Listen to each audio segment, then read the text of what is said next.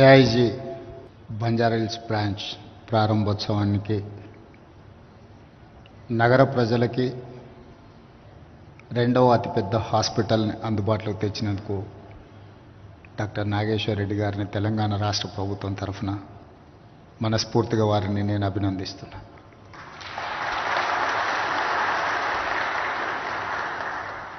పాతిక సంవత్సరాల క్రితం ఈ నగరంలో గాస్ట్రో ఎంట్రాలజిస్ట్ స్పెషలిస్ట్గా వారు కార్యక్రమాలను ప్రారంభించి ఈరోజు ప్రపంచ స్థాయిలోనే వన్ ఆఫ్ ద బెస్ట్ హాస్పిటల్స్గా ఏఐజీకి గుర్తింపు తేవడమే కాదు, హైదరాబాద్ నగరానికి తెలంగాణ రాష్ట్రానికి కూడా మరొక గొప్ప పేరు ప్రఖ్యాతులను వారు ఆర్జించి పెట్టినరు. అందుకే భారత ప్రభుత్వం ఈ మధ్యలో పద్మ విభూషణ్ బిరుదు ఇచ్చి డాక్టర్ నాగేశ్వర్ రెడ్డి గారు ఈ దేశంలోనే ఒక గొప్ప వైద్యుడు, పేదలకు అందుబాటులో వైద్యాన్ని తీసుకొచ్చి లక్షలాది మంది పేదల ప్రాణాలు కాపాడడంలో ప్రధానమైన పాత్ర పోషిస్తున్నారు అని చెప్పి కేంద్ర ప్రభుత్వం గుర్తించడం తెలుగువారందరికీ గర్వకారణం. ఇక వారికి రావాల్సింది భారతరత్న ఒకటే. ఖచ్చితంగా భారత ప్రభుత్వం వారికి భారతరత్న ఇచ్చి గౌరవిస్తుందని చెప్పి నేను భావిస్తున్నాను. తెలంగాణ రాష్ట్ర ముఖ్యమంత్రిగా నా వంతు ప్రయత్నం డాక్టర్ నాగేశ్వర్ రెడ్డి గారికి భారతరత్న రావడానికి అవసరమైన ప్రయత్నం చేస్తామని చెప్పి ఈ సందర్భంగా మీ అందరికీ తెలియజేస్తున్నాను. ఈరోజు హైదరాబాద్ నగరం తెలంగాణ రాష్ట్రం ఒక హెల్త్ టూరిజం హబ్గా మారింది. యుఎస్లో జినోమ్ వ్యాల్యూ, యుఎస్లో సిలికాన్ వ్యాల్యూ ఉంటే ఈరోజు మనకు హైదరాబాద్లో జినోమ్ వాల్యూ ఉంది. బల్క్ డ్రగ్స్ ఉత్పత్తిలో దేశంలోనే 35% బల్క్ డ్రగ్స్ ఒక హైదరాబాద్ తెలంగాణ రాష్ట్రం నుంచే మనం ఉత్పత్తి చేస్తున్నాం. అదేవిధంగా మొన్న వచ్చిన ఉపద్రవం కోవిడ్ సందర్భంగా 4 వ్యాక్సిన్లలో 3 వ్యాక్సిన్లు మన ప్రాంతం నుంచే, తెలంగాణ రాష్ట్రం హైదరాబాద్ నుంచే ఈరోజు మనము అందిస్తున్నాము అని అంటే మన రాష్ట్రము ఫార్మా సైడ్, హెల్త్ సైడ్ ఎంత అభివృద్ధి చెందిందో చాలామందికి ఉపయోగపడుతున్నామో ఈరోజు మనం గుర్తుంచుకోవచ్చు. దీనికి ప్రధానమైన కారణం దాదాపుగా 60 సంవత్సరాల క్రితం శ్రీమతి ఇందిరాగాంధీ గారు, పండిత్ జవహర్లాల్ నెహ్రూ గారు ఉన్నప్పుడు IDPL pharmaceutical research institute government of India Hyderabad నగరంలో ప్రారంభించడంతో అక్కడ రీసెర్చ్లో పాల్గొన్న డాక్టర్లు చాలామంది ఈరోజు పెద్ద పెద్ద సంస్థల్ని, నాకు తెలిసి రెడ్డి ల్యాబ్స్ కావచ్చు, ఎస్ఓఎల్ కావచ్చు, హెటరో డ్రగ్స్కి సంబంధించిన వాళ్ళు, యాజమాన్యాలకు సంబంధించిన వాళ్ళందరూ కూడా ఐడిపిఎల్ ఎక్స్ ఎంప్లాయీస్ అనే నేను భావిస్తున్నాను. దీనికి ప్రధానమైన కారణం ఆనాడు కేంద్ర ప్రభుత్వం తీసుకున్న ఒక నిర్ణయం ఈరోజు దేశంలోనే ఫార్మా రంగంలో మన రాష్ట్రం రాణించగలుగుతుంది. దాని కొనసాగింపుగా ఈరోజు దాదాపు 66 దేశాల నుంచి, నాకు తెలిసినంతవరకు ఏఐజీ 66 దేశాల నుంచి ఈరోజు పేషెంట్లకి ట్రీట్మెంట్ అందించే స్థాయికి ఏఐజీ చేరుకున్నది అని అంటే ఇది మనందరికీ గర్వకారణం. దీన్ని ఇంకా కొనసాగించాలని తెలంగాణ రాష్ట్ర ప్రభుత్వం తెలంగాణ రైజింగ్ 2047 ఒక విజన్ డాక్యుమెంట్ తయారు చేస్తా ఉన్నాం. రాబోయే 100 సంవత్సరాలలో తెలంగాణ రాష్ట్రం ఏ విధంగా అభివృద్ధి చెందాలి, ఆ అభివృద్ధికి సంబంధించిన ఒక కాంప్రహెన్సివ్ ప్రాజెక్ట్ రిపోర్ట్ తయారు చేసి భవిష్యత్ తరాలకు అందించాలని ఒక ఆలోచన చేస్తున్నాం. అందులో ఒక చాప్టర్ హెల్త్ టూరిజం చాప్టర్లో డాక్టర్ నాగేశ్వర్ రెడ్డి గారిని ఇంతకుముందే నేను రిక్వెస్ట్ చేసిన రాష్ట్ర ప్రభుత్వానికి మీరు సహకారాన్ని అందించండి. తప్పకుండా ప్రజలకు వైద్యాన్ని అందించడంలో ప్రపంచంలో ఉండే వాళ్ళకందరికీ ఆదర్శంగా ఉండే విధంగా మన దగ్గర హెల్త్ డిపార్ట్మెంట్ని, హెల్త్ టూరిజంని ఒక హబ్గా మార్చాలని ఈరోజు ప్రయత్నం చేస్తున్నాం. దాంట్లో భాగంగానే క్యాన్సర్ స్పెషలిస్ట్ డాక్టర్ నూరి దత్తాత్రేయులు గారిని కూడా తెలంగాణ స్టేట్ క్యాన్సర్ అడ్వైజర్గా రీసెంట్గా మనం అపాయింట్ చేసుకున్నాం. ఆ రోజు వారు బసవతారకం క్యాన్సర్ హాస్పిటల్ కానీ ఇతర క్యాన్సర్ హాస్పిటల్స్ హైదరాబాద్ నగరానికి రావడానికి వారికి కృషి చేసిండ్రు. వారిని తెలంగాణ స్టేట్ అడ్వైజర్గా క్యాన్సర్ స్పెషలిస్ట్గా పెట్టుకున్నాం. డాక్టర్ నాగేశ్వర్ రెడ్డి గారిని కూడా నేను ప్రభుత్వం తరఫున విజ్ఞప్తి చేస్తున్నా, తెలంగాణ రాష్ట్రం చేపట్టబోయే ఈ ప్రణాళికలో మీరు భాగస్వాములయ్యి ప్రజలకు అందుబాటులోకి వైద్యాన్ని ఈరోజు ఎక్స్పెన్సివ్ థింగ్ ఏదైనా ఉందంటే మెడికల్ ట్రీట్మెంట్సే ఉన్నాయి. ప్రభుత్వం రాగానే రాజీవ్ ఆరోగ్యశ్రీ ఆ రోజు డాక్టర్ వైఎస్ రాజశేఖర రెడ్డి గారు ప్రారంభించినప్పుడు 2 లక్షలు ఉండే. ఈరోజు పెరిగిన పరిణామ క్రమంలో దాన్ని 10 లక్షలకు పెంచడమే కాకుండా సీఎం రిలీఫ్ ఫండ్ నుంచి ఈ 14-15 మంత్స్లో దాదాపుగా 1400 crores ముఖ్యమంత్రి సహాయ నిధి నుంచి పేదల వైద్యానికి అందించడం. ఇవన్నీ కూడా సమస్య వచ్చిన తర్వాత సమస్యను పరిష్కరించుకోవడానికి పెడుతున్న ఖర్చు. కానీ నా ఉద్దేశం సమస్య రాకుండా తీసుకోవాల్సిన ముందు జాగ్రత్తల కోసం మనం రీసెర్చ్ చేయాల్సిన అవసరం ఉంది. దానికి సరైన విధంగా ముందుకు వెళ్ళాలి. అందుకే తెలంగాణ రాష్ట్రంలో సెల్ఫ్ హెల్ప్ గ్రూప్కు సంబంధించిన మహిళలు 67 లక్షల మంది ఉన్నారు తెలంగాణ రాష్ట్రంలో. వాళ్ళని 1 కోటి మంది మహిళల్ని సెల్ఫ్ హెల్ప్ గ్రూప్లో మెంబర్స్గా చేర్చాలని, వాళ్ళందరికీ కూడా ఒక హెల్త్ ప్రొఫైల్ క్రియేట్ చేయాలనేది రాష్ట్ర ప్రభుత్వం యొక్క ఉద్దేశం. ప్రతి ఒక్కరికి ఒక ఇండివిజువల్గా ఒక ఐడి ఇచ్చి, ఒక గుర్తింపు కార్డు ఇచ్చి, ఒక యూనిక్ నెంబర్ ఇచ్చి వాళ్ళ హెల్త్ ప్రొఫైల్ బిల్డ్ చేయాలి. ఎందుకంటే మహిళలే ప్రధానంగా క్యాన్సర్ బారిన పడుతుండ్రు, మహిళలకే ప్రధానంగా ఎక్కువ హెల్త్ ఇష్యూస్ వస్తున్నాయి. కాబట్టి ఒక హెల్త్ ప్రొఫైల్ క్రియేట్ చేయాలి. ఒక హెల్త్ కార్డ్ అంటే ఒక పేషెంట్ ఎక్కడైనా మారుమూల గ్రామాలలో ఉండే నిరక్షరాస్యులైన పేషెంట్ కూడా ఏదైనా హాస్పిటల్కి వెళ్తే వాళ్ళ హెల్త్ కార్డ్ ఇస్తే ఆ యూనిక్ నెంబర్తోని వాళ్ళ ఫ్యామిలీ హిస్టరీ అంతా, వాళ్ళ హిస్టరీ అంతా కూడా తెలిస్తే అప్పుడు డాక్టర్స్కి ట్రీట్మెంట్ చేయడం ఈజీ అవుతుంది. ఇప్పుడున్న ఒకప్పుడు ఫ్యామిలీ డాక్టర్స్ ఉండేవాళ్ళు.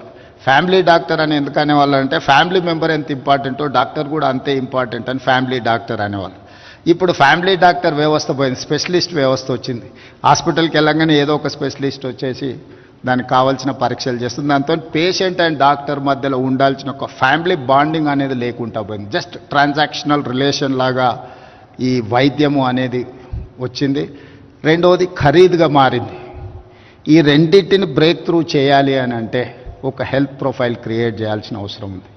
ఆ హెల్త్ ప్రొఫైల్ క్రియేట్ చేయడం ద్వారా ఎవరికైనా ఎక్కడికైనా వెళ్తే ఆ పేషెంట్కి గతంలో ఏం సమస్య వచ్చింది, ఏ రకమైన వైద్య సహాయాన్ని అందించారు, అత్యవసరంగా ఇప్పుడు ఆ పేషెంట్కి అందించాల్సిన వైద్యం ఏందనేది కూడా డాక్టర్లకు ఉపయోగపడుతుంది. అదేవిధంగా ఇంతకుముందు మీరు చూపించిన జననీ మిత్ర ఏదైతే యాప్ ఉన్నదో నిజంగా పేదలకు బాగా ఉపయోగపడుతుంది. రాష్ట్ర ప్రభుత్వం ఆ జననీ మిత్ర యాప్ను వినియోగించుకోవడానికి మా ప్రభుత్వం తరఫున ఒక అధికారుల బృందాన్ని మీ దగ్గరకు పంపిస్తాను. వాళ్ళకి చెప్తే తప్పకుండా దాన్ని కూడా రాష్ట్ర ప్రభుత్వం వినియోగంలోకి తీసుకొస్తుంది. రీసెంట్గా మిస్ వరల్డ్ కాంపిటీషన్స్ హైదరాబాద్లో మనం నిర్వహించినాం. ఒక పక్కన యుద్ధ వాతావరణం, శాంతి భద్రతల సమస్యలు చర్చలు జరుగుతున్నా హైదరాబాదు నగరం ప్రశాంతంగా ఉంటుంది, శాంతి భద్రతలకు సమస్య లేదు. ప్రపంచ దేశాలలో ఉన్న అతిథులందరికీ ఆతిథ్యం ఇవ్వగలము. ఇదొక హైలీ ప్రొటెక్టెడ్ సిటీ అని మనం నిరూపించినాం. దాంట్లో భాగంగానే చాలా దేశాలకు విదేశాలకు వెళ్ళినప్పుడు మనము చాలా వెనుకబడిన దేశంగా మాట్లాడుతూ ఉంటారు. అందుకోసమని మిస్ వరల్డ్ కాంపిటీటర్స్ని అందరినీ నేను ఏఐజీ హాస్పిటల్కి పంపించండి, చూపించండి అని చెప్పి వాళ్ళందరినీ కూడా ఒక విజిట్ పెట్టించిన వన్ ఆఫ్ ద ప్రోగ్రామ్ కింద. ఐ డోంట్ థింక్ సో ఇప్పటివరకు ఎప్పుడు మిస్ వరల్డ్ కాంపిటీషన్స్లో ఇలాంటి ప్రోగ్రామ్స్ ఎప్పుడు టేకప్ చేయలేదు. First time we have taken a decision to that. We wanted to show our strength, we wanted to show our quality of life, our quality of health. So అందుకోసమని వాళ్ళని specific certain ఏరియాస్లో హైదరాబాద్లో ఉండే చార్మినార్ దగ్గర ఉండే మన shopping malls అనుకోండి, మన చారిత్రాత్మకమైన మన కట్టడాలు కావచ్చు, లేకపోతే మన టెంపుల్ హిస్టరీని, హెరిటేజ్, మన టెంపుల్స్ హెరిటేజ్ హిస్టరీని, రామప్ప టెంపుల్ కావచ్చు, 1000 స్తంభాల గుడి కావచ్చు, చార్మినార్ కావచ్చు, ఏఐజీ హాస్పిటల్ కావచ్చు, ఇవన్నీ కూడా ఎందుకు చూపించినామంటే ప్రపంచ దేశాలతో న్యూయార్క్, టోక్యో లాంటి నగరాలు, సౌత్ కొరియాతో మేము పోటీ పడగలుగుతున్నాం, జపాన్తో మేము కాంపీట్ చేయగలుగుతున్నాం అని చెప్పడానికి, వాళ్ళందరికీ అర్థం కావడానికే వాళ్ళందరినీ వీటన్నిటికీ చెప్పడం జరిగింది. ఫైనల్ కాంపిటీషన్స్లో నాకు తెలిసి 1, 2, 3లో ఎవరో ఒకరు రెఫర్ చేసింది. Second winner she has quoted AIG గురించి. అక్కడ కాంపిటీషన్లో సెకండ్ వచ్చిన మిస్ వరల్డ్ 2 ఏఐజీ గురించి ప్రస్తావించడం జరిగింది. ఖచ్చితంగా ఇది మన హైదరాబాద్ నగరానికే ఒక గౌరవం. ఈరోజు ఏఐజీ హాస్పిటల్ గౌరవం కాదు, తెలంగాణ రాష్ట్రంలో హైదరాబాద్లో ఇంత గొప్ప హాస్పిటల్ ఉన్నది అని గుర్తించడం, ప్రపంచ దేశాలందరికీ తెలిసేట్టుగా వాళ్ళు చెప్పడం వల్ల మన నగరం యొక్క ప్రతిష్ట పెరిగింది.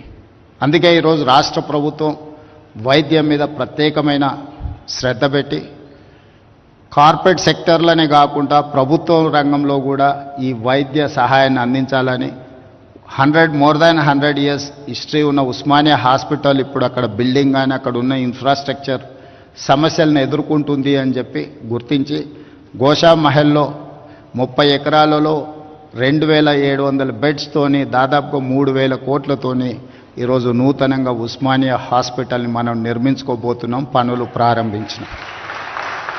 ఇది పేదలకు వైద్యాన్ని అందించడే కాదు, చదువుకునే విద్యార్థులకు చదువుకోవడానికి సరైన వసతులు కల్పించడంతో వాళ్ళు వన్ ఆఫ్ ద బెస్ట్ డాక్టర్స్గా వాళ్ళు నేర్చుకోవడానికి అవకాశం ఉంటుందని, అదేవిధంగా నిమ్స్లో కొత్తగా న్యూ బ్లాక్ను ఒక 2000 బెడెడ్తోని నిమ్స్లో ఒక కొత్త బ్లాక్ను మనం స్టార్ట్ చేసుకుంటున్నాం. అదేవిధంగా వరంగల్లో ఇంకొక 2000 బెడెడ్ హాస్పిటల్ని మనము నిర్మించుకుంటున్నాం, ఆల్మోస్ట్ కంప్లీట్ అయ్యే స్టేజ్లో ఉంది.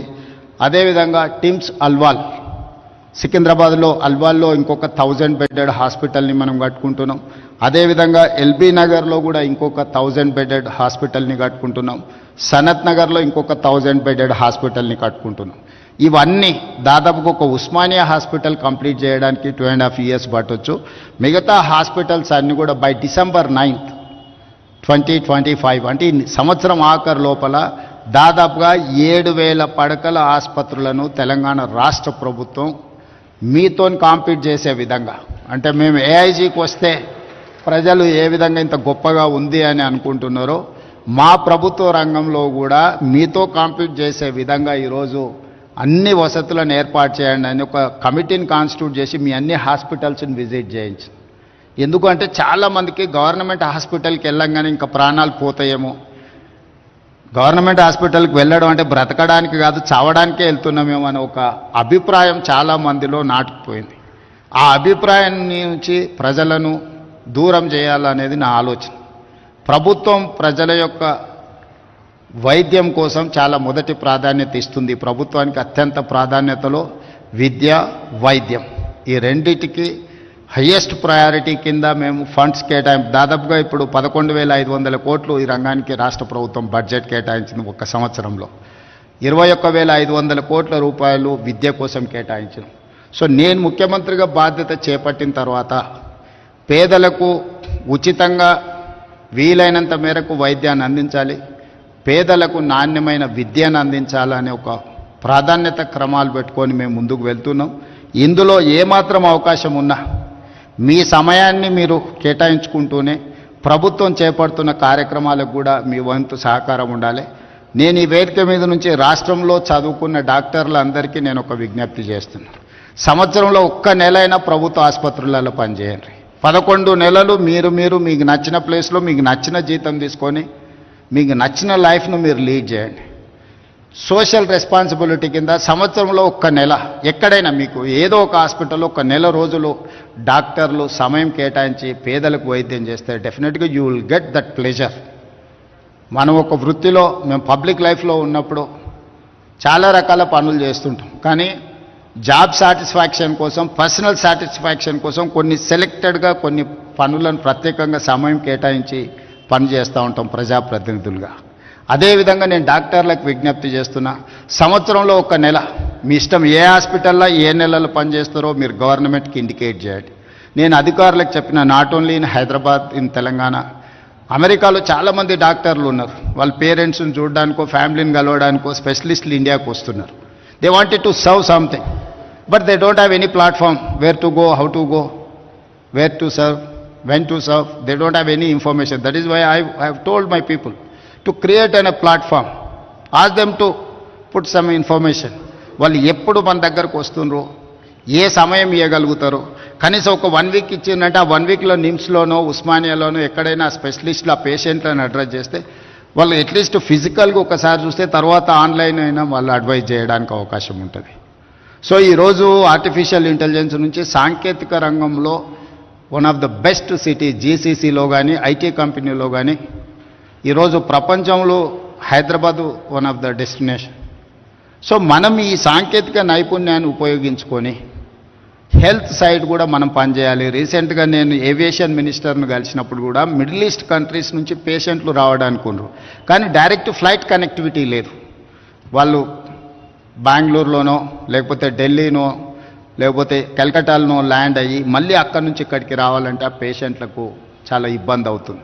అందుకే సివిల్ ఏవియేషన్ మినిస్టర్ను నేను కలిసి మిడిల్ ఈస్ట్ కంట్రీస్ నుంచి వీక్లీ ట్వైస్ అన్న డైరెక్ట్ హైదరాబాద్ ఎయిర్పోర్ట్లో ల్యాండ్ అయ్యే విధంగా విమాన ప్రయాణ సౌకర్యాలు కల్పిస్తే హైదరాబాదులో ఇంకా మనము అభివృద్ధి చెందడానికి, ఇంకా పేషెంట్లకు ఎక్కువ సేవలు అందించడానికి సిఐఐ స్టాటిస్టిక్స్ ప్రకారము సంవత్సరంలో 2,20,000 మంది పేషెంట్స్ హైదరాబాదు నగరంలో విదేశాల నుంచి వచ్చి వైద్య సహాయం పొందుతున్నారని ఒక లెక్కలు. So it's highest. అంటే మన దేశంలో ఉండే మెట్రోపాలిటన్ నగరాలలో హైదరాబాద్కు వస్తున్న వాళ్ళు చాలామంది ఉన్నారు. ఇంకా రావాలని ఉన్న కనెక్టివిటీ లేకపోవడం వల్ల రాలేకపోతున్నారు.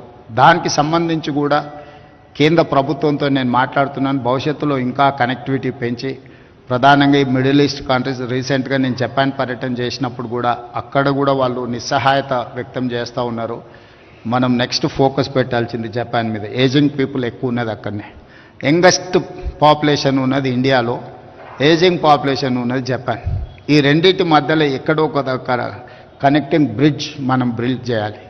అందుకే జపనీస్ లాంగ్వేజ్ మన వాళ్ళకి నేర్పించడానికి nursing side there is an huge demand.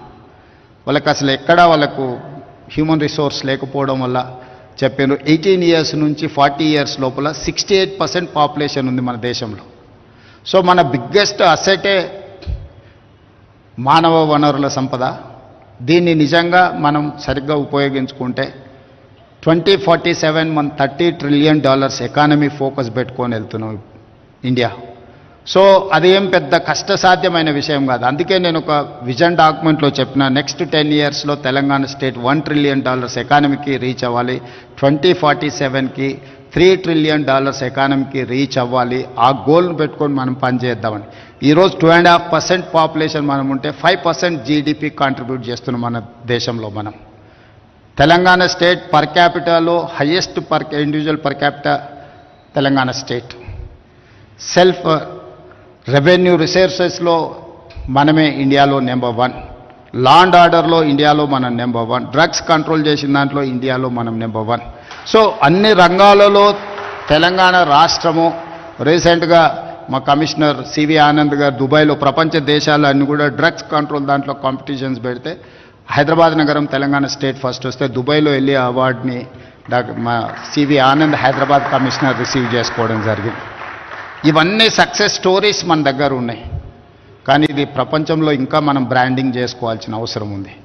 దూర దేశాలకు భారతదేశం అంటే ఒక వెనుకబడిన దేశం అన్నట్టుగా ఏదైతే ఒక ఇంప్రెషన్ ఉందో దాని నుంచి బయటికి తీసుకురావాల్సిన అవసరం ఉంది. మనం ఇంకా బాగా అభివృద్ధి చెందాలి. అందులో ఏఐజీ పాత్ర ఉండాలి. డాక్టర్ నాగేశ్వర్ రెడ్డి గారు ఈ దేశానికే గర్వకారణమైన గొప్ప వైద్యుడు. వారు హైదరాబాద్లో ఉండడం ఈ ప్రాంతంలో, ఎందుకంటే వారికి గొప్ప గొప్ప ఆఫర్స్ వచ్చినాయి. నాకు తెలుసు వారికి వచ్చిన ఫైనాన్షియల్ ఆఫర్స్ ఏమున్నాయి, అవన్నీ కూడా కాదనుకొని వారు ఇక్కడ ఉండి ఈ రాష్ట్రంలో ఈ ప్రాంత పేదలకు సేవలు అందిస్తున్నారు. వారిని మనస్ఫూర్తిగా అభినందిస్తూ ఒక మంచి కార్పొరేట్ హాస్పిటల్ని తక్కువ ఖర్చులతో పేదలకు అందుబాటులో సిటీ సెంటర్లో ప్రారంభించినందుకు యాజమాన్యాన్ని అందరినీ అభినందిస్తూ